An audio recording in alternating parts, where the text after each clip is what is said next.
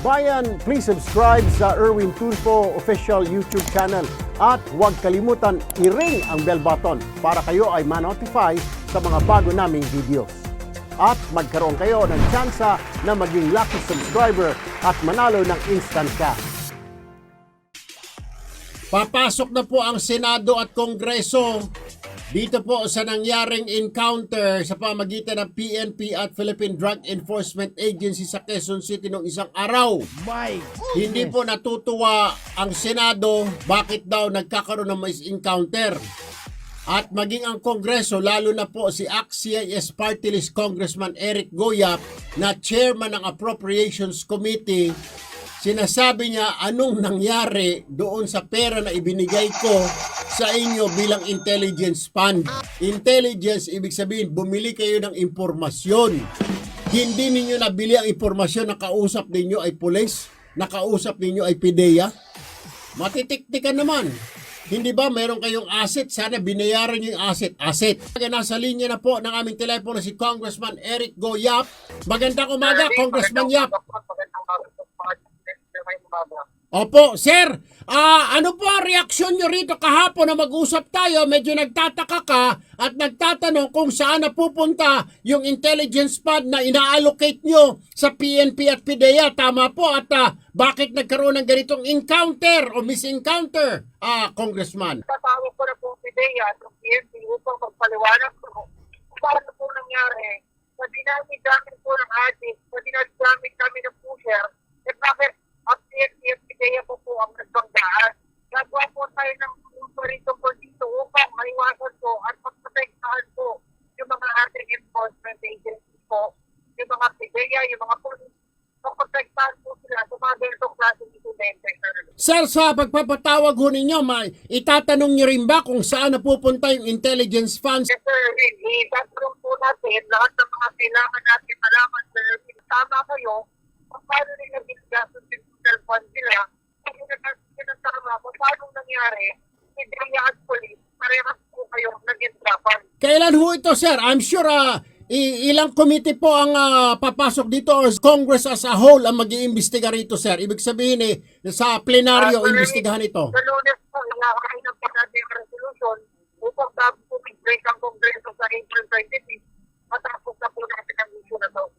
Anyway, maraming salamat po, Congressman Eric Yap. Magandang umaga po. Ingat po kayo dyan, sir.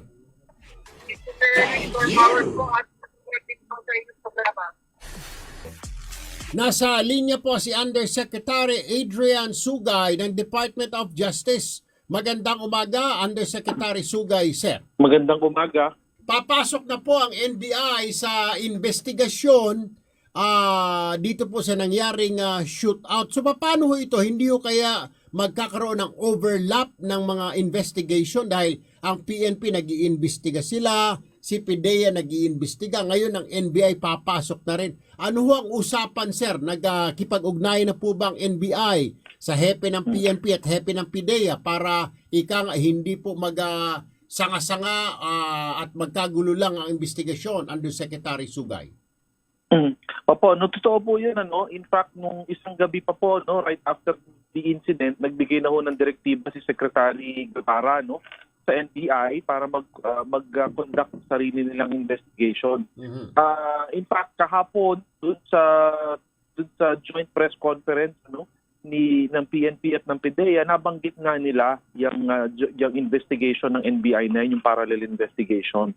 At nangako naman ang PIDEA through si Director General Wilkins Villanueva na pababayaan nila at pagbibigyan nila ang NBI to conduct its own investigation.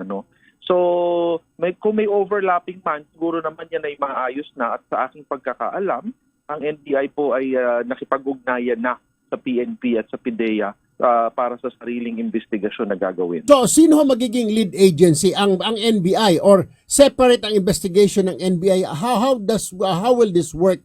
Pag pinasabpi na ba ni NBI ang mga ebidensya, kailangan ibigay ng PNP at PIDEA? Is that correct, Yusek? Dapat po ganun, but it will be a separate investigation. Parang tawag na namin parallel investigation. Opo. So kung may kailangan silang ebidensya o may mga taong kailangan kausapin, umaasa ho kami dahil sa sinabi kahapon ni PIDEA Director General Wilkins Villanueva na talagang hindi naman nila pababayaan nilang NBI no, na makalap yung ebidensya na dapat, makausap kung sino yung dapat para magkaroon ng sariling investigasyon ng NBI at matignan ng gusto kung ano rin yung tingin ng NBI na dapat imbestigahan at kung ano yung dapat maging resulta nito. Okay, all right.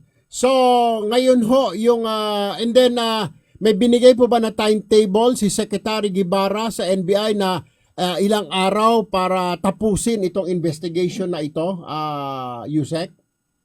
Wala naman basta yung direktiba is just to report no on a regular basis yung status no ng investigation, yung takbo ng investigasyon, bigyan lang kami ng updates At saka po syempre no sa amin sa lalong madaling panahon sana matapos kasi talagang napakaraming nagiging usap-usapan, mga haka-haka, so siguro dapat talagang mailabas ka agad-agad yung resulta ng investigasyon. Although naintindihan namin, medyo komplikado, napakaraming involved, pati yung crime scene na medyo malaki, maraming nasangkot. So siguro talagang, but we will try to finish the investigation as soon as possible.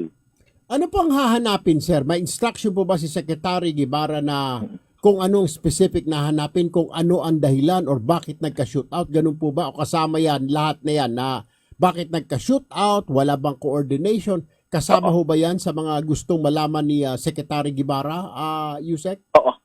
Yes. Lahat-lahat yan. No?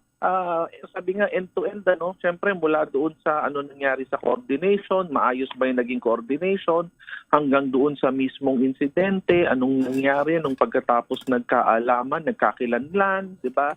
Yung PIDEA at PNP, anong nangyari, anong circumstances ang nasa dulo kung paano anong nangyari pagkatapos nung enkwentro mismo. So lahat yan, titignan natin lahat yan at makita natin ang dulo. At siguro, importante rin, sabi nga ni Secretary Guevara, malaman, bakit ba nagkaganon? Ano nangyari? It's really just an unfortunate incident, misencounter, ano bang nangyari? Meron bang ibang involved? Yung mga ganon, yan, titignan natin lahat yan ng direktiba ni Secretary.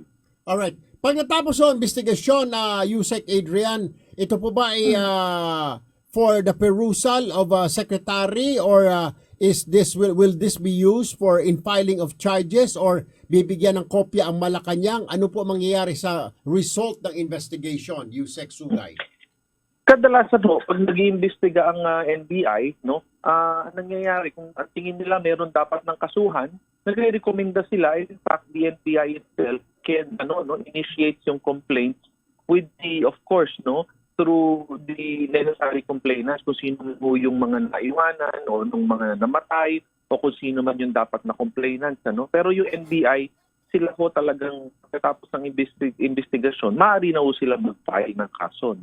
Kung anong tingin nila, both administrative and criminal. But of course, in this case, dahil medyo mabigat po yung nangyari at yung mga involved, talagang dalawang ating malalaking ahensya na involved sa ating drug operations. So siguro titingnan din muna ng Secretary kung resulta at malamang at isusumiti ho ito sa Malacanang din. Alright, maraming salamat po, Yusek Adrian Sugay ng Department of Justice. Magandang umaga po. Have a nice weekend, Okay. Yusek. Salamat din po. Thank you for Maraming good morning. salamat. Bayan, thank you for watching. Kung nagustuhan ninyo ang video, mag-subscribe at i-like lamang ito.